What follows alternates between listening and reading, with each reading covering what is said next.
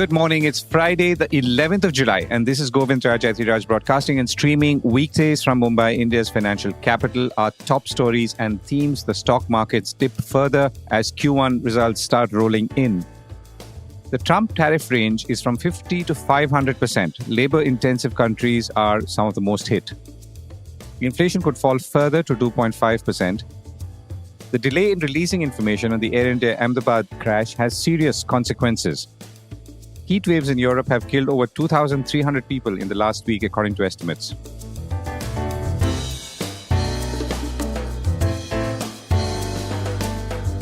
This is a core report with Govindraj Ethiraj. The tariff missiles. Well, the tariff missiles are flying thick and fast now, with figures ranging from 50 to 500% depending on the target and the rationale. For example, it's 50% on goods made in Brazil. Rationale is attacks on US tech companies and conducting a witch hunt against former President Jair Bolsonaro, facing prosecution for his alleged role in a plot to overturn the 2022 election. That's in Brazil. India is facing a 500% tariff for importing crude oil from Russia, which of course it has been ever since sanctions against Russian oil kicked in, has also benefited with lower oil import bills, which have also benefited you and me who have had to fill up gas at the pumps. Now, the markets are unable to process all of this beyond a point and can't compute these rapidly shifting goalposts and are now increasingly shrugging off all of this. A report in CNBC says it appears that investors have decided to approach Trump's tariffs by not responding at all. And they've shifted their focus away from tariff developments and instead rekindled their appetite for artificial intelligence. On Wednesday, traders bought up shares of NVIDIA, causing the company to become the first in the world to touch a market capitalization of $4 trillion. Other stocks that also rose were Microsoft, Alphabet, and Meta Platforms, says CNBC. Back home, the indices fell further on Thursday as investors readied for Q1 earnings. The first one being TCS, or Tata Consultancy Services, which was released post-markets close at 3:15 p.m.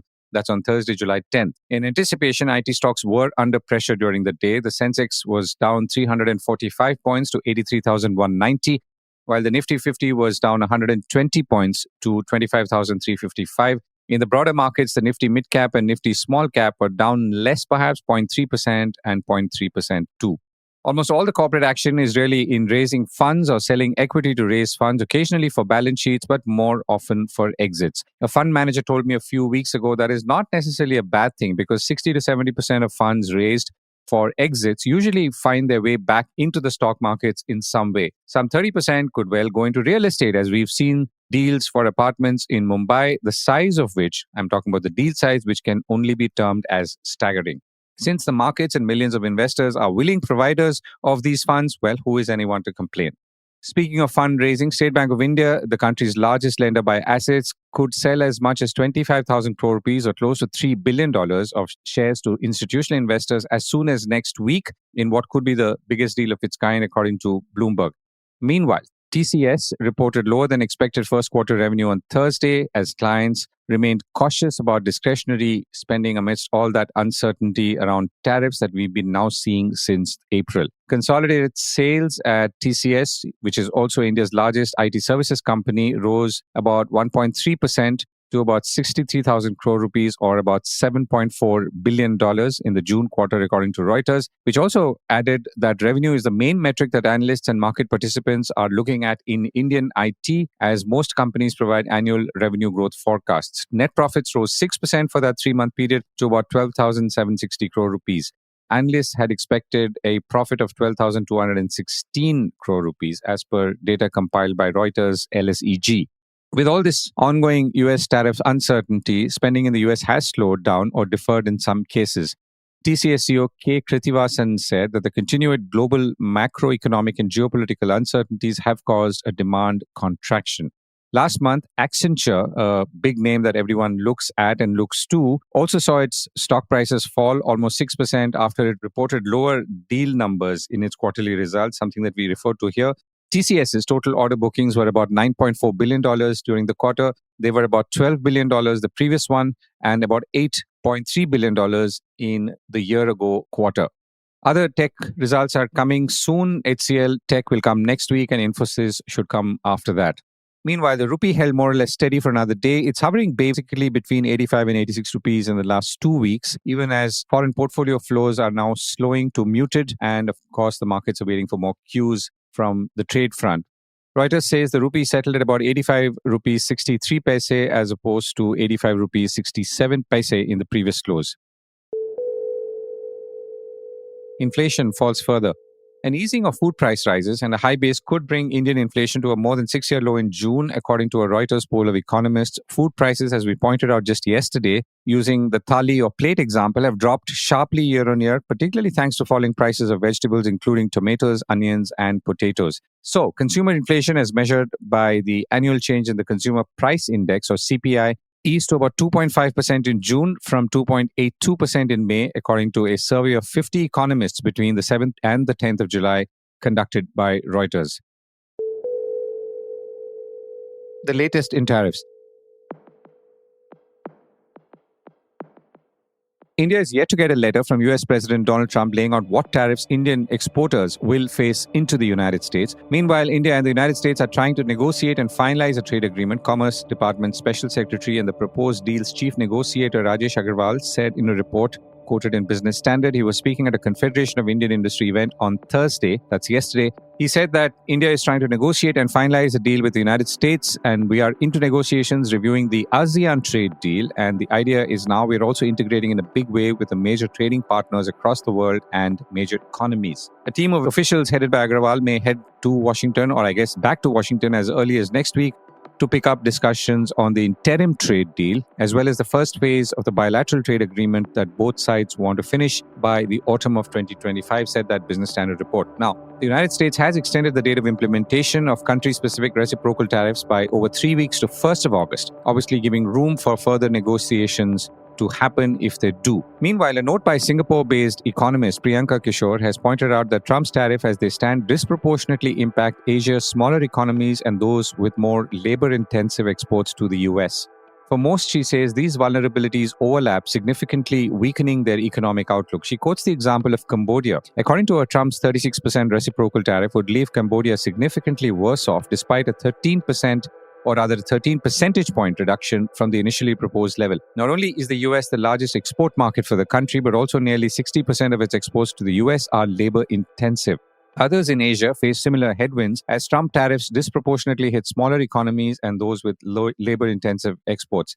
So the solution obviously is a strong policy response to buffer domestic demand and the impending external shocks, he says. She also adds that in addition to negotiating with the US for tariff relief and pursuing expansionary macroeconomic policies, governments should focus on broader economic reforms to boost competitiveness, diversify export markets, and deepen regional trade. I spoke with Priyanka Kishore and also asked her how she was reading the current situation in the current tariff environment in and around the region, including for India. So, Govind, first of all, thanks for having me back. And honestly, I don't think much has changed since the 2nd April announcements of Liberation Day.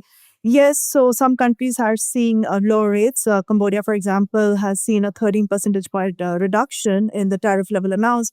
It's still 36%, very steep for a country which has outsized dependence on the US for its export market. And nearly 60% of its exports to the US are labor sensitive. Look at Indonesia, the largest ASEAN economy, unchanged rate at 32%. Again, a large part of its exports to the US are labor intensive. So at least, from Asia's perspective, far and wide, Japan, South Korea, all the letters that have gone out so far, Philippines actually seeing an increase in its tariff rate to 20%. It doesn't look like things are any better for Asia than they were on 2nd April. And therefore, should we all now reconcile to a blended rate of sorts, which could be obviously in double digits, but obviously will also differ, rather than now expecting that things can ever go back to what they were before April 2nd? Yes, for sure. I don't think anybody should pin their hopes on things going back to before the 2nd April. In fact, you should be erring on the side of caution because there's always the risk of higher sectoral tariffs coming in. So, for example, electronics are under exclusion right now. They're a major part of Asia's exports to the US, including in India, Vietnam, etc. And we don't know what kind of sectoral tariffs might come in. For example, President Trump said that 200% tariffs might come on pharmaceuticals a year or so down the line. So there's a high level of uncertainty, and risks to tariffs, I would say, are on the upside. And that's clearly a set of factors that are beyond anyone's control right now. So, what are people doing, whether it's in businesses or as trading strategies, preparing for this world as you see it?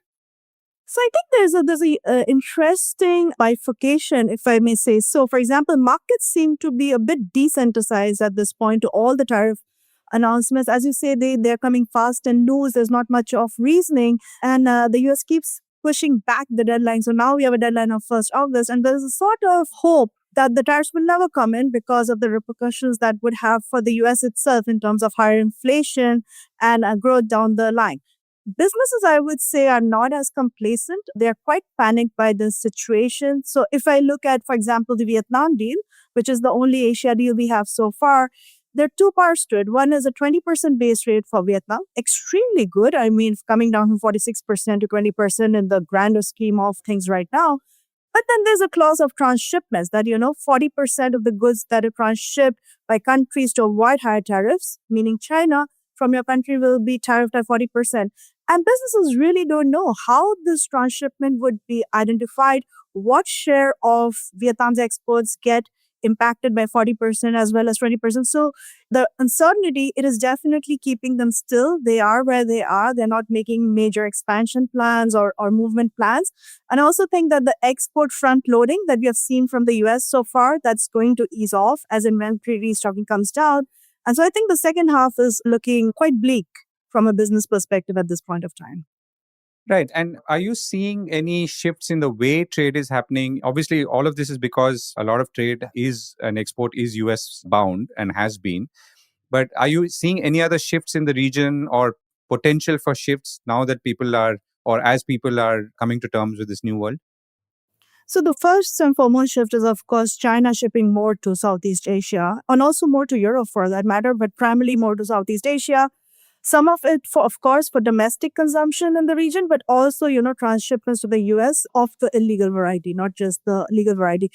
That is something that has been going on. It has gained traction.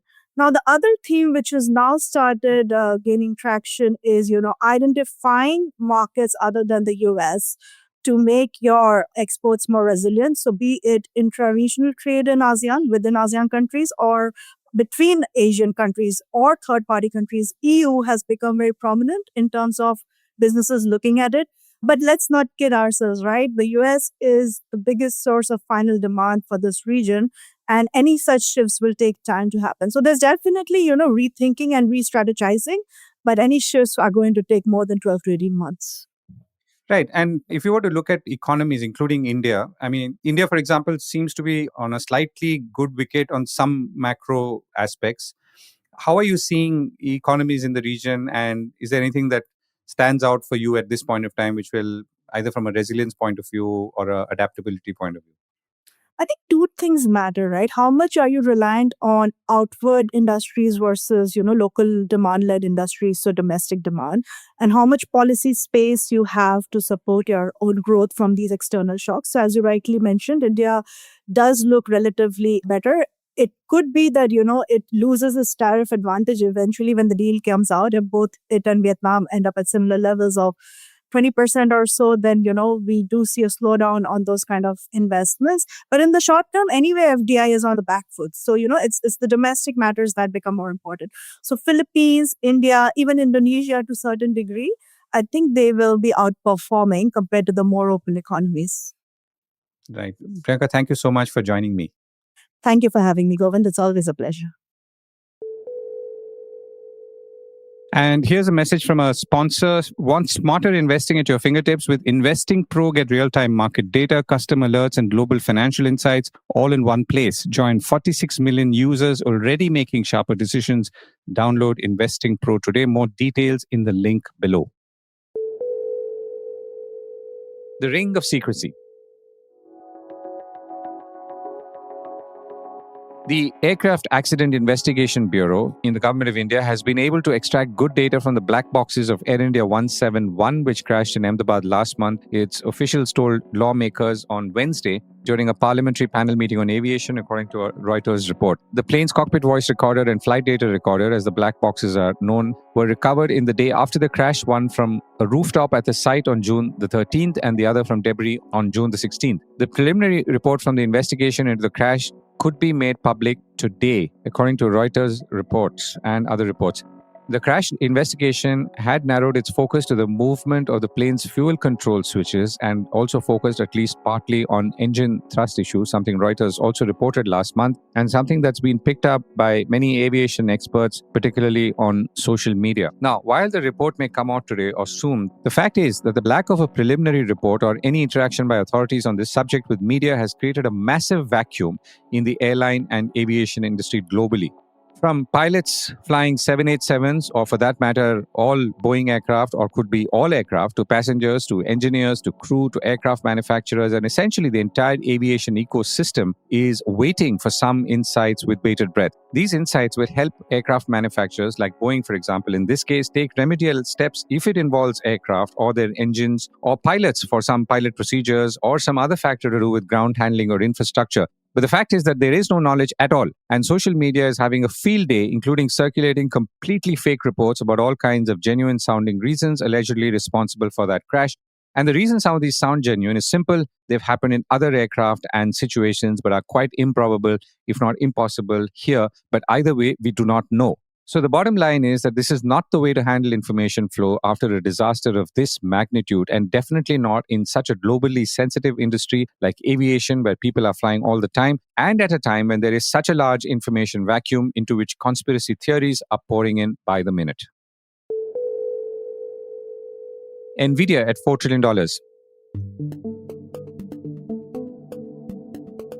NVIDIA became the first company in history to reach a market value of $4 trillion, beating Apple and Microsoft in the process to that milestone in trading on Wednesday morning on the NASDAQ exchange. The AI chip giant has seen its fortunes surge in the last 3 years thanks to the rise of generative artificial intelligence, or Gen AI, an emerging technology that promises to revolutionize business and remake how humans interact with technology, according to the Wall Street Journal.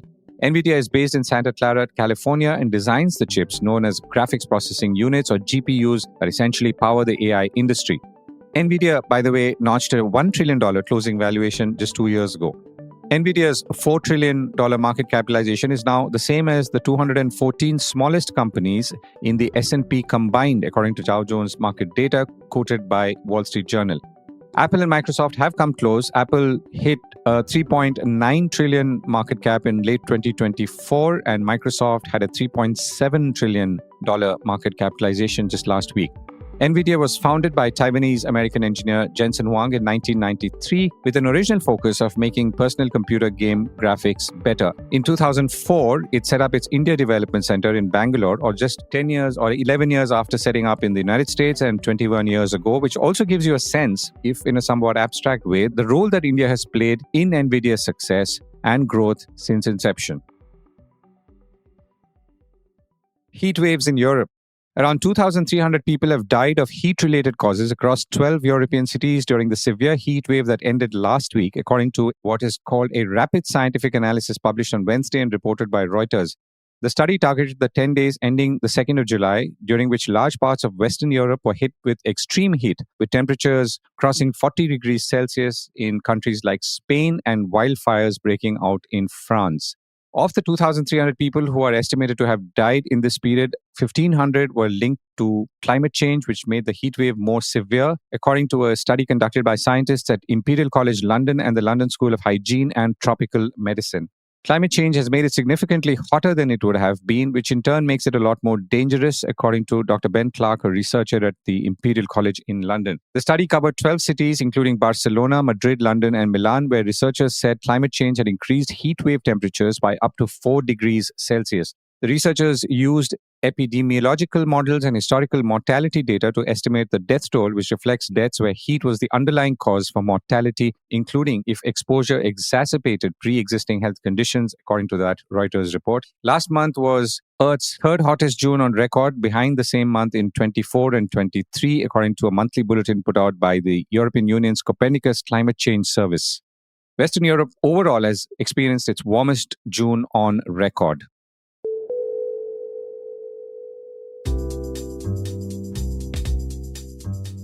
Okay, and it's Friday. So before we go, here's some feedback from you and back to you from us. And thank you before we start, as always, for sharing your thoughts and putting down these words. John Connor says, love the Core podcast. It's my daily dose of market news. Michael Duarte says, Mr. Vijay Mantri, who was on our show on Thursday speaking on the Jane Street Capital controversy, his grasp on the wealth creation subject, that's Vijay Mantri's grasp on the wealth creation subject, is amazing. We need more minds like this. They are not investors or traders, they are speculators. This is, of course, referring to the 91% of derivatives traders in India who lose money or lost money, and that figure is almost, or rather more than 250,000 crores or more than $30 billion in the last 4 years. A lot of that money has obviously gone to sophisticated and smart traders, often on Wall Street, trading with both machines and intellect, including, of course, using algorithms.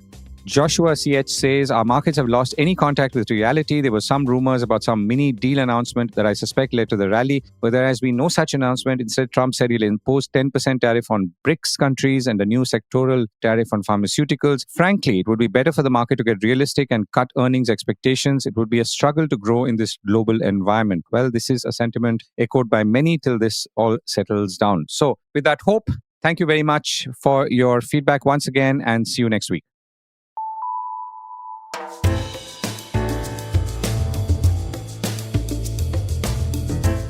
That was the Core Report with me, Govindraj Ethiraj. Do stay connected with more of our coverage at the Core. You can check out our website or sign up to our newsletter for our exclusive stories, one in-depth feature a day on www.thecore.in. Do also track us on LinkedIn, where we usually post synopses or extracts of our top stories and interviews.